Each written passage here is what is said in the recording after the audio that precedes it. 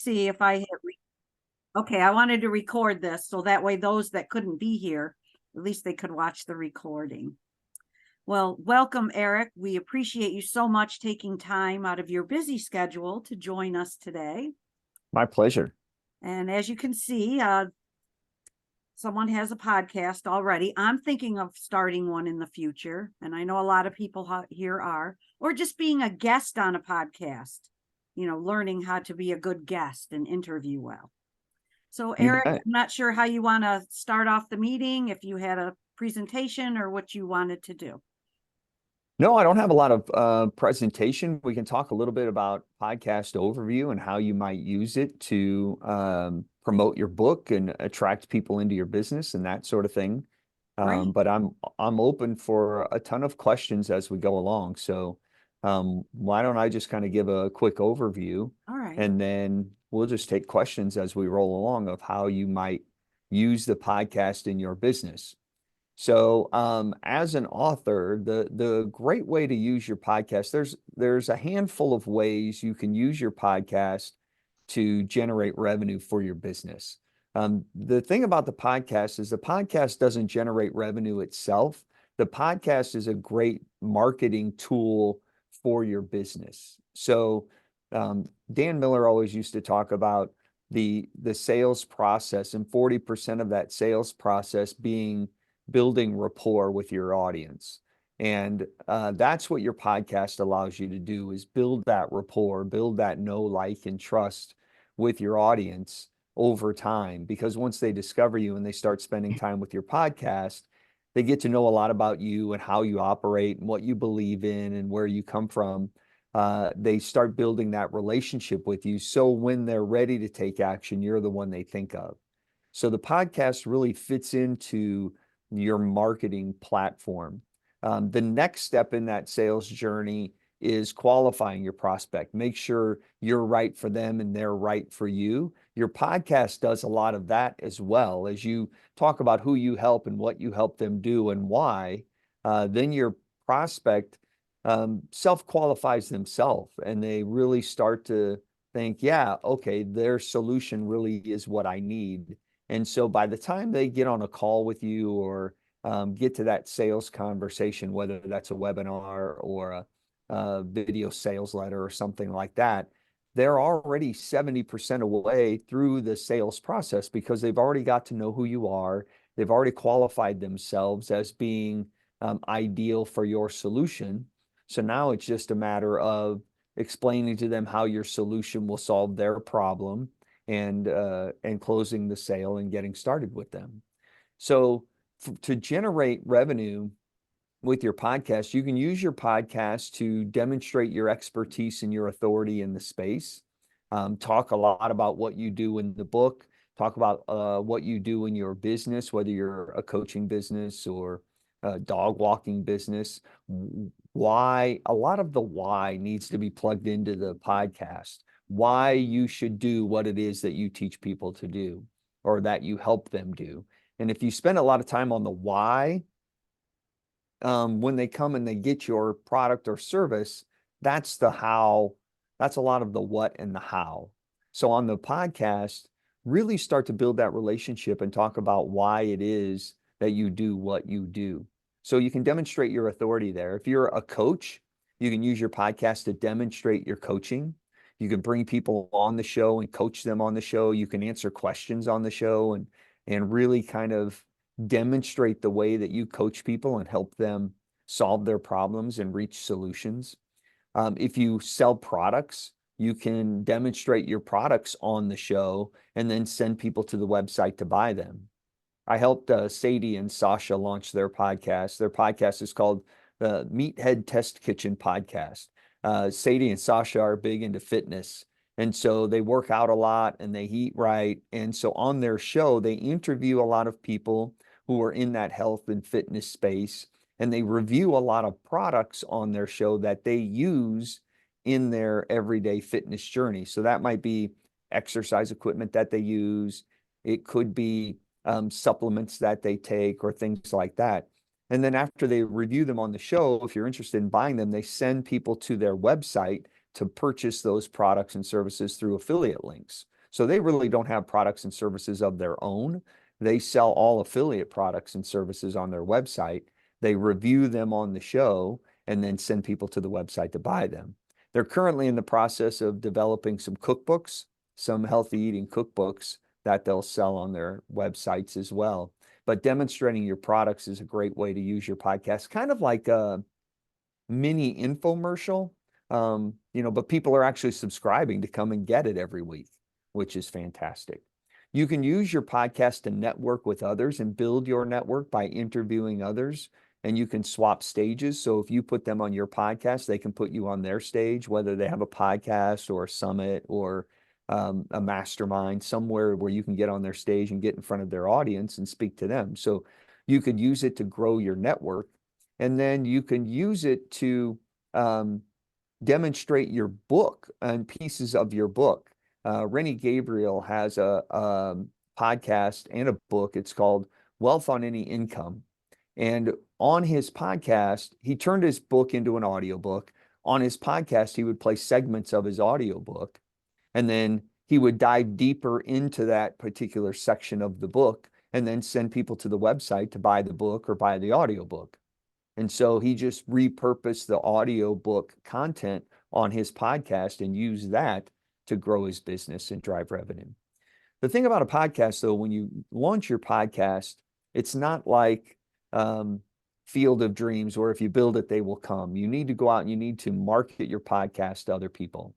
You need to get in front of people who don't know you exist and invite them into your show. So a lot of people think you start at the podcast and then bring people through your funnel. It's really getting in front of people, letting them know you exist and letting them know your podcast exists. And to get more of you, they can come and get your podcast. What I recommend people do is get in front of an audience, get the audience on your email list, and then email your list frequently, especially when you have a new episode out, and direct people back to the episode to go deeper with you. And so spend a lot of time building that email list. When it comes to interviewing on your podcast, an interview on your podcast will build your network. A solo show will build your authority. It's difficult to build your authority when you're interviewing other people because you're spending a lot of time making the other person look great. And you're diving into what they do and talking about how they solve problems. But it's great to build your network because you have a stage to share. And when you do a solo show, it is great to build your authority because it's all you. The problem is it's all you. So you have to do all the heavy lifting when you do a solo show, where an interview style show, you just ask great questions and be a great listener. And then you have some great content there. But there are multiple ways to leverage podcast interviews to grow your business as well. You can interview prospective clients. Zoe Routh was one of my clients. She's in New Zealand. She's an expert on people stuff. She goes into businesses and helps them break down the silos so departments work better together. And I asked her, how many downloads are you getting on your podcast? And Zoe told me, I don't even know. That's not why I use my podcast. And I said, why do you have a podcast then? She said, I use my podcast to open the doors to people who wouldn't normally take my call. She said, I need to speak with CEOs to explain to them what I do for their entire organization. But a lot of times I can't get past the gatekeeper to have a sales call. So what I do is I invite that CEO to be a guest on my podcast, and they'll take my call. So I have a call to invite them to be a guest. And then I have another call where we set up the interview and we talk about getting it scheduled and what it's going to look like. Then we have a pre-interview call where we kind of go over how the interview will flow. Then we have a call where we actually do the interview. And then we have a final call when the interview's published, so I can let them know where to find it and how to share it. So by that time, I've spoken with them 4 or 5 times. And now when I call them to talk business, they'll take my call because we have a relationship. So interviewing prospects is a great way to give them a little taste of what you do, start building that relationship so they get to know who you are and what you're all about, and then start talking business after that. You can use your podcast to interview current clients. Two benefits for interviewing current clients. One, You can upsell your current client to a higher level program. And two, you can allow your audience to understand how you coach people and the transformation you offer to people. And you can invite them into your world and turn your listeners into clients as well. So there's a benefit to interviewing current clients on your podcast. You can use your podcast to interview your peers and swap stages with them. So if they can put you in front of their audience, you put them in front of your audience by interviewing them on your podcast, and that will help grow your network. And then you can use your podcast to interview mentors as well.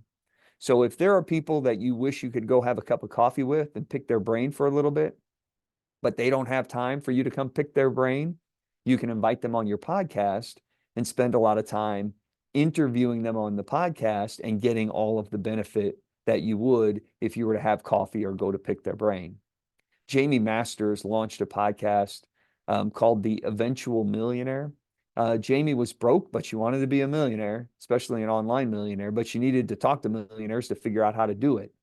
So she launched a podcast called The Eventual Millionaire. And every week she would interview another millionaire and talk to them about how they became a millionaire. And so after the course of a year, she had talked to 52 different millionaires about how they became the millionaire. And that's how she built her business. She was able to interview mentors who she normally wouldn't have the opportunity to speak with. So a lot of ways for you to use your podcast to leverage interviews and to build your business and to grow your authority and your expertise. And a podcast of your own makes it easier for you to get on other podcasts because you can do interview swaps. So you interview me on your podcast, I'll interview you on my podcast and put each other in front of audiences and help each other grow. To get on other podcasts, we talk a lot about that. Getting on other shows is the best way to grow your podcast audience because podcast listeners listen to podcasts. And I know it sounds pretty obvious, but the average podcast listener consumes 6 different shows a week. And 30% of all podcast listeners listen to 11 or more podcasts a week because podcast listeners prefer to listen to podcasts. That's their preferred mode of entertainment. So if you want to find more podcast listeners for your show, go get interviewed on other podcasts and bring those people into your show. Because it's not a zero-sum game. If a podcast listener, a super fan, is listening to 11 different shows, they're listening to your show and 10 others. So go find those 10 others and bring those people into your world to grow your audience. To get on other podcasts, a lot of people will email me and say, Erik, I think I'd be a perfect guest on your podcast. Here's what I talk about. And that's very assumptive on their part because they think they know what makes a perfect guest for me. They have no idea who I interview on my show. For the first 275 episodes of my show, I didn't interview anybody. They were all solo shows. Yet people would email me all the time. I think I'll be a perfect guest for your show. And I would email them back and I go, really, which guest was your favorite? And then I would never hear from them again because then they would realize I don't interview anybody. Now I interview people, but the only people I interview now are people who are using their podcast to grow their business. But nobody would know that unless they asked me. You know, they wouldn't listen to my show and go, oh, he only interviews people who are using the podcast to grow their business because it's not that obvious, but that's a lot of what we talk about when I interview people on the show. So if you want to get on other podcasts, the first thing you need to do is listen to the episode, make sure that they're currently publishing new episodes, and make sure they interview people. Know a little bit about the show, take some notes so you can speak intelligently about the show, and then email them and say, hey, Roxanne, I just listened to your interview with Brian. I love the part where you guys talked about the thing. It was a great episode. What does it take to be a guest on your show? And let them tell you what they look for in great guests. Then you can email them back and go, fantastic, that's exactly what I do. I do A, B, and C, exactly what you're looking for. Here's how I fit what you're looking for, rather than going in with the assumption that you know what they're already looking for and why you would be a great guest for the show. They may only interview people who have gone through a life crisis, or they may only interview people who live in the South, or they may only interview people who are 5 foot tall. Like, you don't know until you ask. So when you email them and say, what does it take to be a guest on your show? You let them give you the parameters, and then you can tell them how you fit those parameters. Not everybody will give you the time of day. A lot of people get requests to be on the show. When you do an interview show, you only have 52 interviews a year if you're doing a weekly show. And we get a lot more than that. And there's services out there now that will get you interviewed on other shows. They email me all the time. Hey, we have a great guest for you. Again, they have no idea what I'm looking for or how that would be a great guest. So spending money on a service is not typically wise unless you really vetted the service that will get you on the right shows for the right reasons.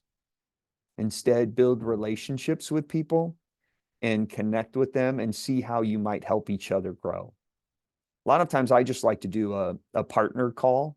I'll email Charles and say, hey, Charles, it looks like you and I are speaking to the same audience. Would you be interested in getting on a call to see how we might help and support each other? And then I would get on a call with Charles, about an hour long. I would say, Charles, tell me what you do and who you help and what kind of help you're looking for. And Charles would tell me all about who he helps and what he helps them do, and what his biggest challenge is now, and what he's looking for in a partner, and how he supports his partners. And then I would spend 20 minutes and I would do the same to Charles. I would tell him who I help and what I help them do, and who I'm looking for, and what I'm looking for in a partner, and what I provide my JV partners. And then we'd spend the last 20 minutes figuring out how we can support each other. Charles said he has a summit that he can put me on. Great. I'm open that week. I can promote the summit and be on that. I have a podcast. I'd love to interview Charles on the podcast. We set some dates, see how we can support each other, and away we go. But if you invest the time to find the partners who can help promote you, rather than just shotgunning a whole bunch of emails to a whole bunch of people and hoping that they reply, spend time talking with individuals to see how you can promote each other. Those individuals will turn you on to other individuals. If Charles and I work together and we have a great relationship, Charles might say, you know what? I know Faye, and Faye has a great event coming up. I think you'd be perfect for it. Let me introduce the two of you. So it's a great opportunity to network, and if you spend time each day just connecting with people and having those conversations, you'll get your network to grow. And a podcast is a great way to leverage that attention. Wow, that's great, Erik. Michelle, I see you raised your hand. Do you have a question? I do. So, Erik, we've been podcasting now since when did December, and one of the, it's, I think, where it can be a struggle is trying to figure out how to use your time in the best way. Because, so for our particular podcast, there's 3 of us, so we're doing group discussions. We do interview about half the time. So there's sometimes 4 of us at 3 different locations. So it took us a while just to figure out the technology, which I hope maybe we finally have. We still had some technical issues. But how, like, do you have any advice as to, how much time should this take if you're using it in a business where you're also writing books, you're also teaching courses, maybe you're also doing social media, you've got kind of all of these elements going on? Because I think that's something that the 3 of us struggle with, and Brian will tell you flat out, like, he doesn't enjoy the hours he spends every week editing and getting these episodes ready. So Yep. sometimes we're trying to figure out that balance, and I think it's good for people to know if they're going to get into podcasting, you kind of your take on that and how you balance it. You bet. You can spend time or you can spend money. So you can do it all yourself, or you can hire people to do parts of it for you. For me, it takes me right now, I do a half-hour show. It takes me about 2 hours a week to produce my half-hour show. And that's from soup to nuts. So that's laying out the content outline, getting in and recording it, editing it, creating the artwork for it, getting it posted to my audio host, getting it posted to Facebook, writing the email and getting that scheduled to go out. So I spend about 2 hours for my 30-minute show a week because I have a system in place. Podcasts tend to fade away for three reasons. Many podcasts fade away at 7 episodes because the luster wears off and they realize it's a little more work than they thought it was going to be. So podcasts fade away for three reasons. The first one is they thought it's more work than they thought it was going to be because they don't have a system in place to methodically do it every week. You know, they're like, oh, I need to find time to edit. Oh, I need to find time to record. Oh, I need to find time to send an email out about it. Oh, I need to find time to market it. Rather than scheduling it like Saturday from 8 to 10, that's when I do the podcast. And so when you focus and you get a system in place, it cuts down on the time you spend and it makes it a lot easier. So that's the first reason podcasts fade away. The second reason is they don't grow as fast as people thought it would, because they don't have a system in place to get out and promote the podcast and bring people in. So if you want your podcast to grow, there's two sides of the equation. One, you need to find people who aren't familiar with you yet and bring them into your world and get them to listen to the show. And two, you need to keep your current listeners coming back week after week. And so a lot of podcasters say, I say, what do you do when you publish a new episode? They go, well, I email my list and I post it on social media. And I go, well, that's fantastic, but all of those people already know you. So they'd already be listening to your podcast if they were interested. How are you finding people who don't know you? How are you going out and getting on other stages? And when I say stage, I mean anywhere there's an audience. That could be a podcast, it could be a summit, it could be a virtual event, it could be a mastermind, wherever you get in front of more than 2 people. You need to go out and get those people and bring them in. So you need to actively do that. And that's a lot of work. Well, just spend 15 minutes a day looking for opportunities to get in front of people. 15 to 30 minutes a day. But if you do it methodically, then everything falls into place. So I tend to split my production pieces up into chunks. Before I get into that, though, the third reason that podcasts fade away is they don't monetize as fast as they thought it would. People think they're going to launch a podcast and become millionaires overnight. It takes a while to grow your audience, and it takes a while to build that monetization. You make money with your podcast, not from your podcast. Your podcast isn't the revenue generator. Your podcast markets your revenue generator. So wherever you're generating the revenue, use the podcast to market that. So when it comes to creating my podcast, I chunk it up.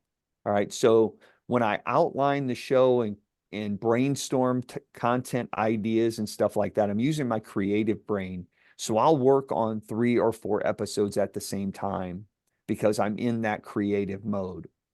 Then when it comes time to record the episode, I'll record 2 or 3 episodes at the same time because I'm in that performance mode, completely different part of the brain. And then when it comes time to edit it and publish it and everything, I do that at a separate time because now I'm in kind of that analytical mode. I'm in that analytical part of the brain where I'm attention to detail and very methodical and following a checklist to make sure that I accomplish everything. So I do multiple episodes at the same time. So I save a lot of time doing that because it takes time to set up the computer and open the software and open the files and find the intro and all of that stuff. So when you can knock out multiple episodes at the same time, it's going to save you more. It'll save you time in the long haul. And then you can farm out a lot of it if you want. You can find an editor who can produce the show for you. And if you do, can you take that time you save and land more clients or promote the show to get a larger audience? So it's the trade-off. I wouldn't go get an editor just to get it off your plate unless you're going to use that time for to grow the business and drive some revenue. Does that answer your question, Michelle? Yes, that was great information. So I actually took your Eagle's Nest. Oh goodness, when was that? It was a Last while year. ago. Yeah, it was a while ago, but that was just a great place to start because I knew nothing before then. So thank you so much. I think your advice is so important for folks who are thinking about it because there's so much to learn. Yeah. Yeah, it's very daunting from the outside. Once you get in and you realize what's included, it's not that difficult. Um, like you say, Michelle, it's more challenging finding the time, allocating the time, dedicating the time to get it done consistently. And so many people think they need to get in and do an episode every week. You can sit down and do 3 episodes and not do anything over the next 3 weeks because you have those 3 episodes done. It's how you want to allocate the time. You know, there are podcasters who just take the last Saturday of the month and they sit down and they record all of their episodes for the next month. So they're all done with it and they schedule them to drip out when they're ready to go. And that way they don't have to spend time every week doing it. They just block out one day. It's however it fits your schedule best, but create something that is a routine that you can stick with. And it's more of a checklist, and just allocate that time and know that that time's dedicated to doing the show. What you don't want to have happen is it drags out over the course of the week, and by the time you're done with one, you have to start on the next one. And now it feels like all you're doing is the podcast. Can you repeat that? You said you what you do in batches. So you spend some time doing the creation part, and then you do some time doing the editing part, and then what was the third one? Recording. Recording was the middle one. Oh, So the first okay. one I do is I brainstorm content ideas, topics. I outline those shows. I do a lot of the creative sort of brain work. Gotcha. And now that it's all outlined, the second step is I get in and I record it.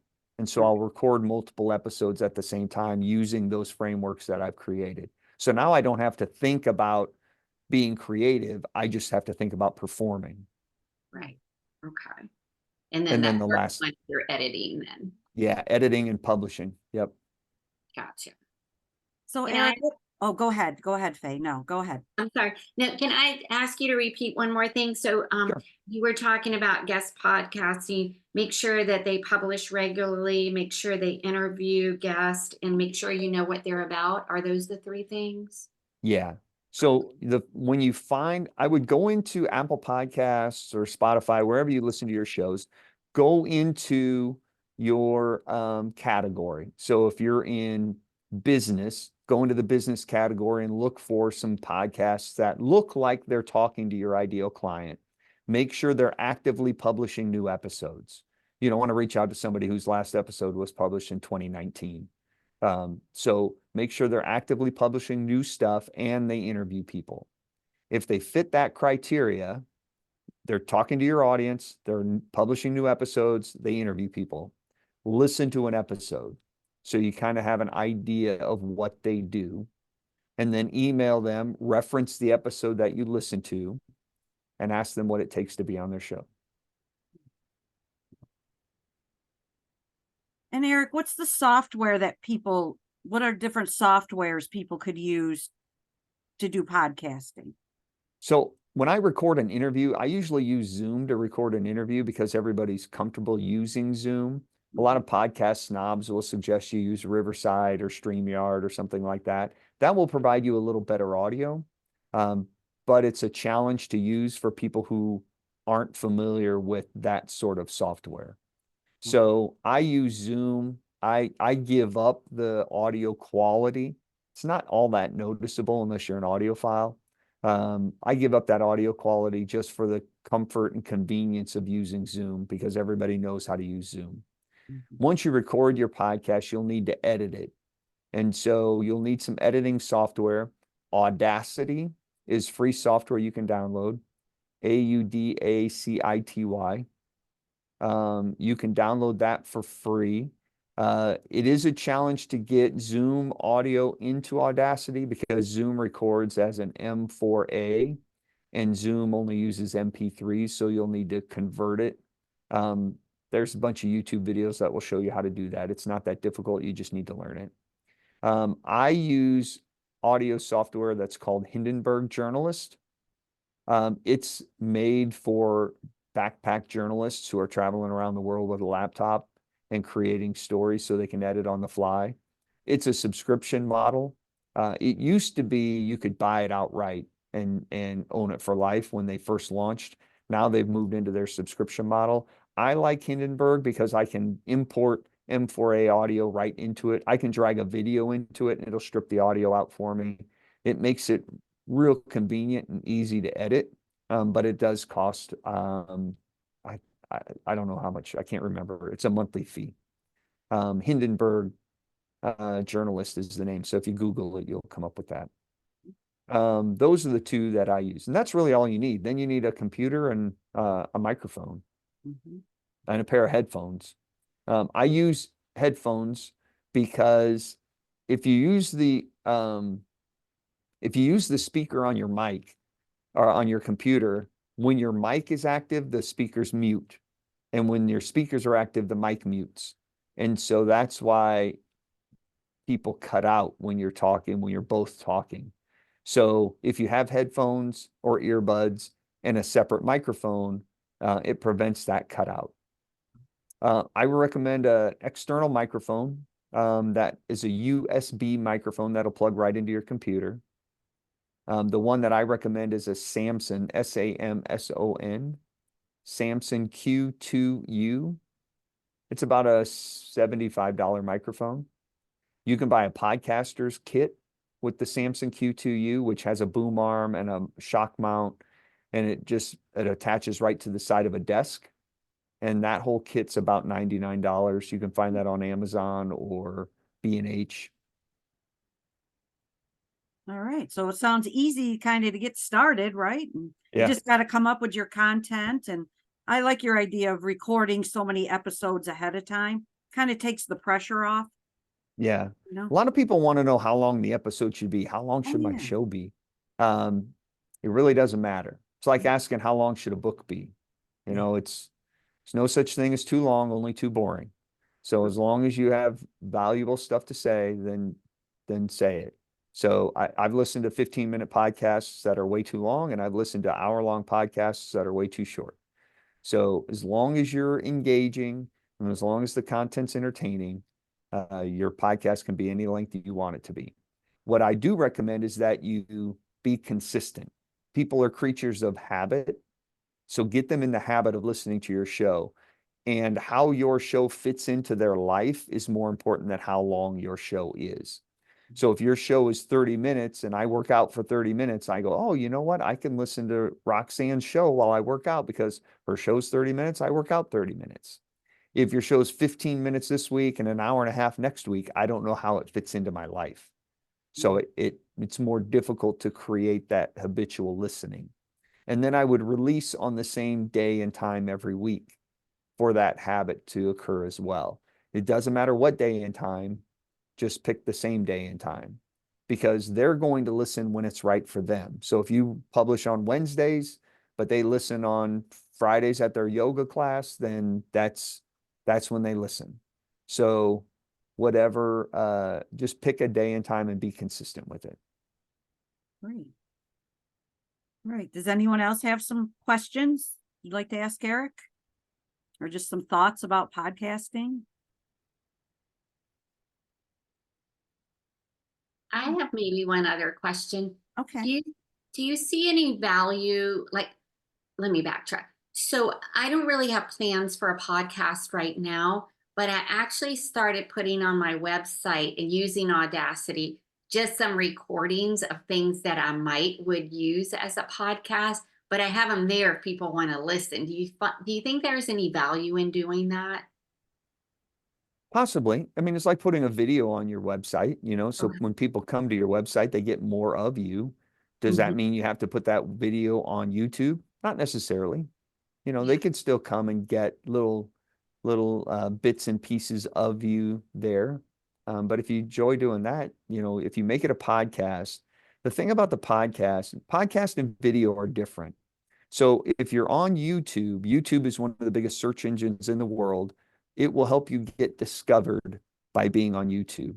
But it's hard to build the relationship with your video on YouTube, which is why I love podcasting. Podcasting's portable. You can consume a podcast while you're doing other things. I can listen to a podcast while I'm on a run. It's kind of hard to watch a video while I'm out running. While I'm driving, I can listen to a podcast. While I'm in the shower, I can listen to a podcast. Kind of hard to watch a video while I'm doing those things. So, and it's a very one-on-one sort of medium. If you and I are watching a video, we see the exact same thing. Like there's very little left to interpretation there. When I'm telling you a story on a podcast and you're listening in your earbuds, it's very personal. It's very one-on-one. Those visions are coming to life in the theater of the mind, and you are envisioning that story in a way that is most enjoyable for you. And it's a very personal one-on-one conversation. You're not addressing a crowd, you're addressing that individual that's listening to you. So with the podcast, when people subscribe to it, it shows up on their phone in their podcast feed every time they open their app. On YouTube, you're not necessarily showing up in my feed. I have to go into my subscriptions. I have to find you. I have to go in and see what you post. You know, I might get a push notification on my phone that says, hey, this new thing is out if I've recently listened to it, or watched it. But if I haven't watched one of your videos recently, I'm not getting those push notifications because you don't determine the push notifications, YouTube does, and YouTube is giving me more of what I've most recently watched.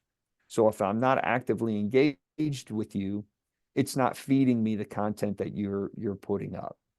So video, YouTube, great to get discovered. Audio podcast, great to build the relationship. Very good.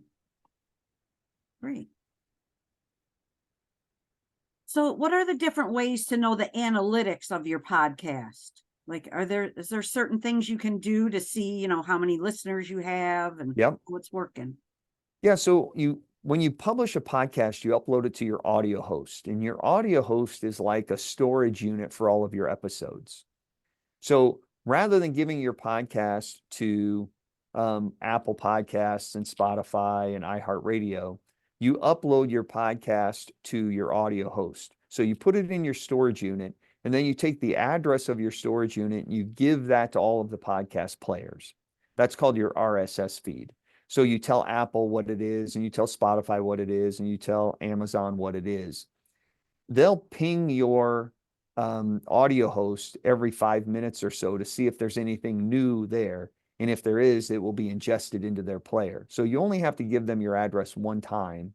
Then every time you upload an episode to your audio host, it automatically goes to all of the players. So it's really easy to distribute it. When you go into your audio host, you should be able to look at analytics in there to see how many downloads you have of your podcast from all of the players, because they're all pulling the audio from the same place.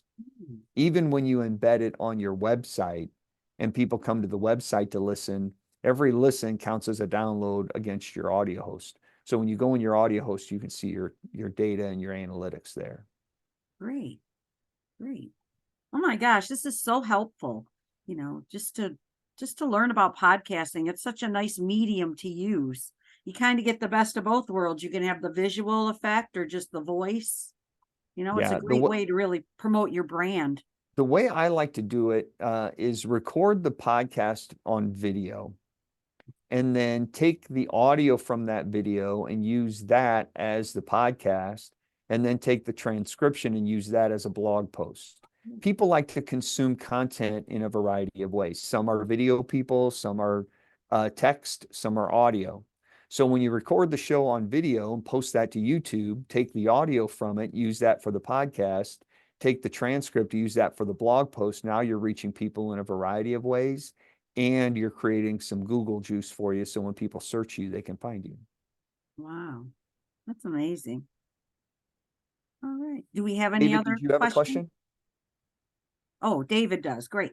Yeah, so you kind of hit home with me from the opposite way. So I'm publishing a blog, and first of all, I'm really struggling just to get my blog posted every week and be really consistent, get that time schedule going. So that's just something I've got to work on to make sure I get consistency going.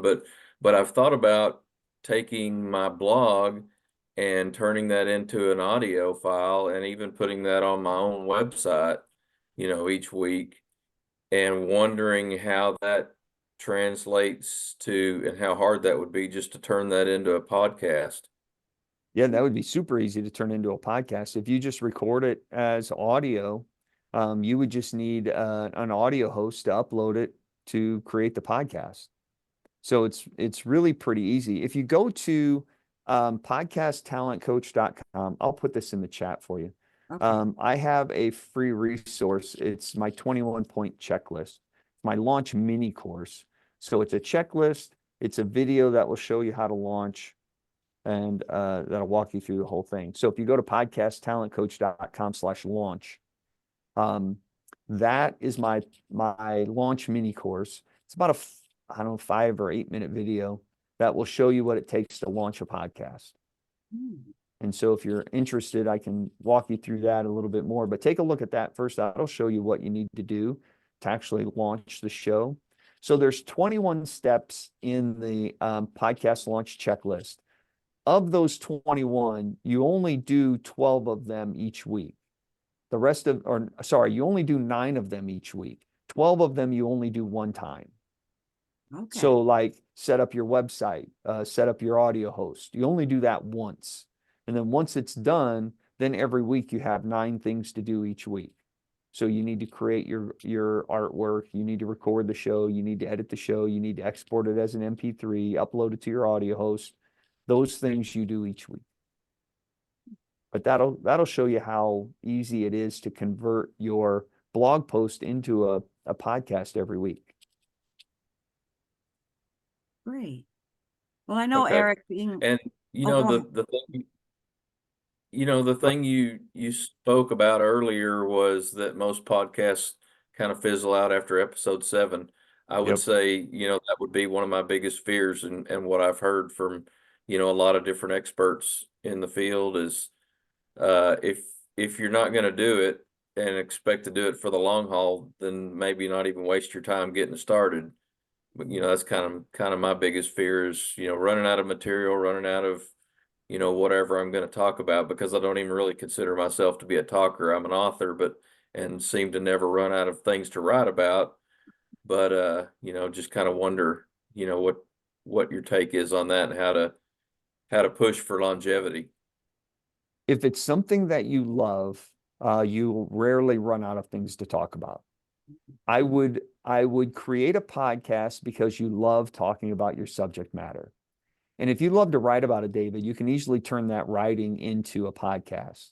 So a podcast doesn't necessarily need to be something that you get on and you riff about, for 30 minutes. It can be something where you've scripted it out. I would not read the script because we write different than we read. So after you've written your blog post, what I would recommend you do is highlight some of the key parts of it and use that blog post as a sort of outline or a note sheet for the podcast. And then I would tell me the story that you've written rather than reading me the story that you've written.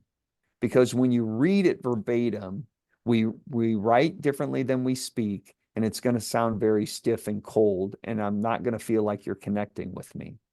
But in terms of creating the podcast and not fading away, make sure it's something that you love to talk about, and do it for that reason. Do it because you want to spread your message and you love turning people on to what it is that you're doing.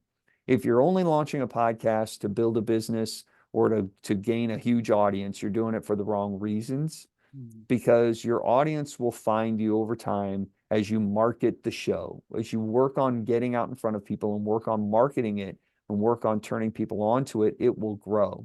Russell Brunson over at ClickFunnels started his podcast. It was called Marketing in Your Car.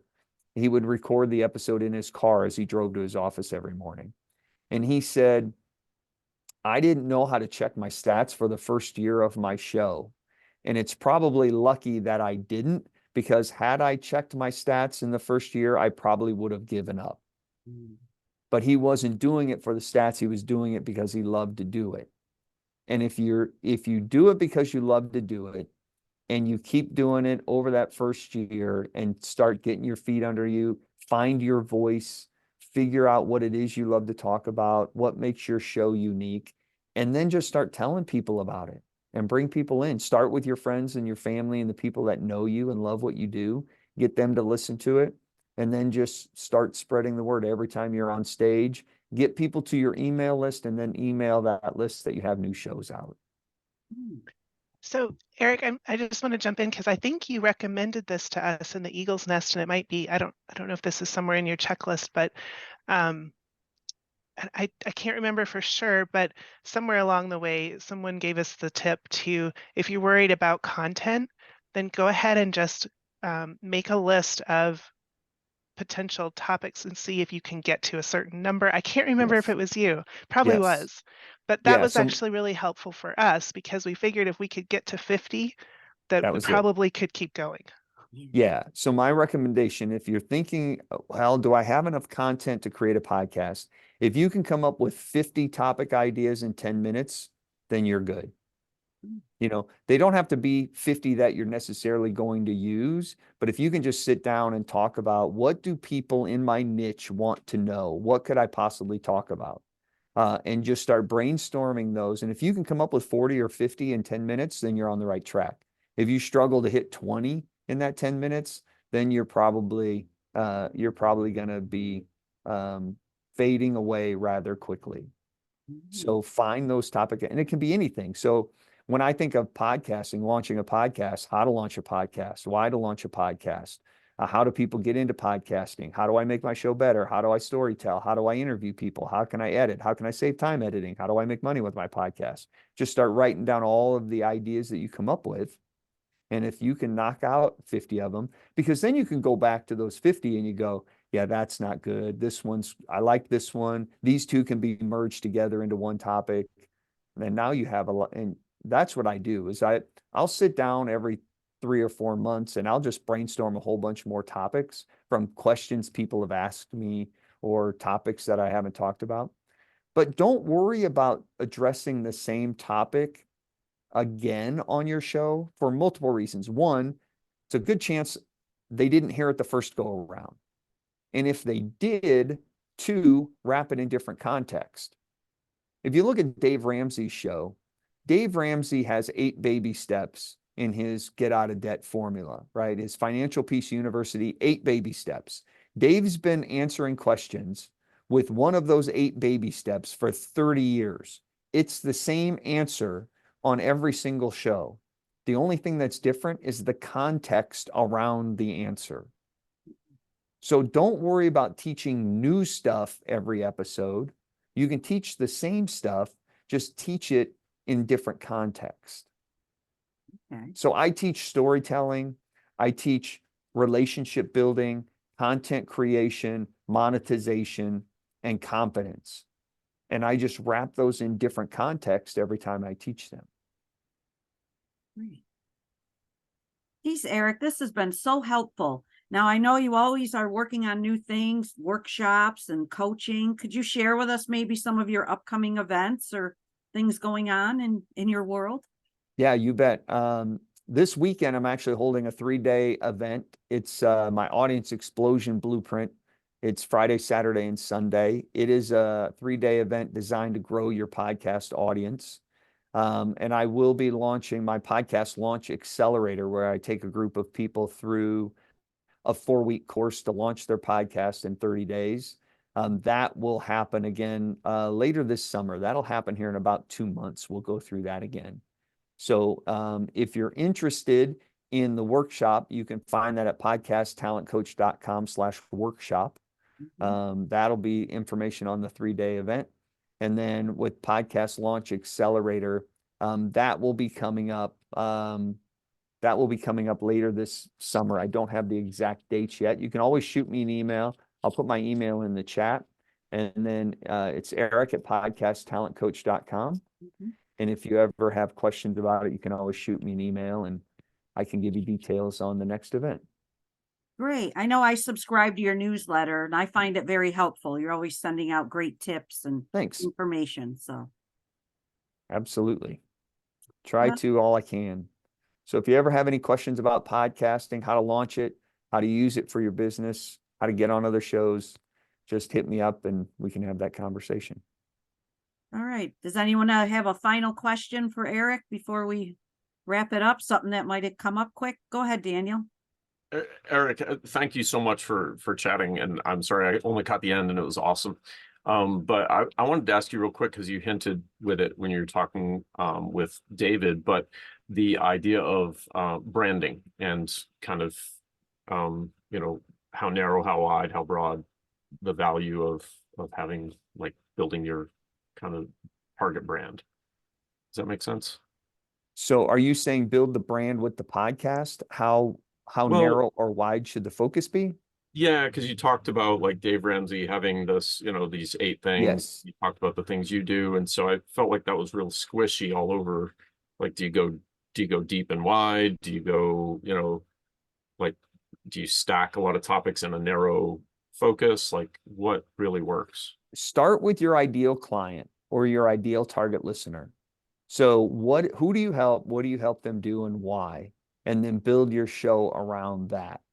So start with the end in mind. What are we using the podcast to do? Are we trying to lead people into a coaching program? Are we just trying to influence people, build our authority in the space? Where are we trying to go there? And then build it backwards. What do I need to do on the show in order to build that? So the goal with my show, I want to help people use their podcast to build powerful, profitable relationships. I want to use my podcast to help people build rapport with their audience so they can grow their business. So everything I do on my show has to do with growing your business or building rapport. And building rapport, under that falls storytelling, relationship building, networking, JV partners, coaching, all of that sort of thing. And under the building your business, so how do you use it? How do you use, like we talked about earlier, 6 ways to generate revenue, or 5 ways to use your interviews to build your business. So those are the kind of the silos that I put all of my topics under. So when you're building your podcast, what is the goal of the podcast? Where do you want to lead your listeners? And then build your content around that. Wow. Awesome, Erik. Thank you. And Absolutely. Thanks for talking having me. about podcasting reminds me of when we have a book and we're trying to market it.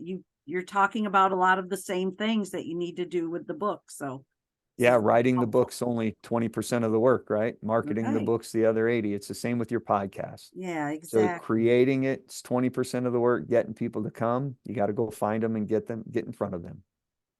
Great. Well, Erik, again, thank you so much. We're at the top of the hour, and I just bet. want to announce that our next author meetup will be on Tuesday, April 16th at noon. And then we'll catch up with each other on what we've been doing and all of that to market and write our books. All right. Thanks for having me. It was great seeing all of you. All right, Erik, thank you so much. And You bet. for those of you that like to stick around, David, would you close us out with a little prayer today? Sure, be glad to. Thank you. And thanks a lot, Erik. Appreciate your time and expertise and sharing with us. Absolutely. Lord, we thank you for this day, for your blessings. Thank you for taking care of us. Thank you for bringing our faces and voices together today, Lord. I just ask that, God, you would go before us. And as we do this creative work for you, Lord, that it would bring you glory and that you would bless our steps and our actions and continue to bless our businesses. In Jesus' name, amen. Amen, David Steen. Amen. Thanks, All right, everybody. everyone. You have a great day, Thank you. everyone. Okay. Thanks, Thank you Erik. for joining You us. too. You bet. Thanks. See y'all. All right. Bye.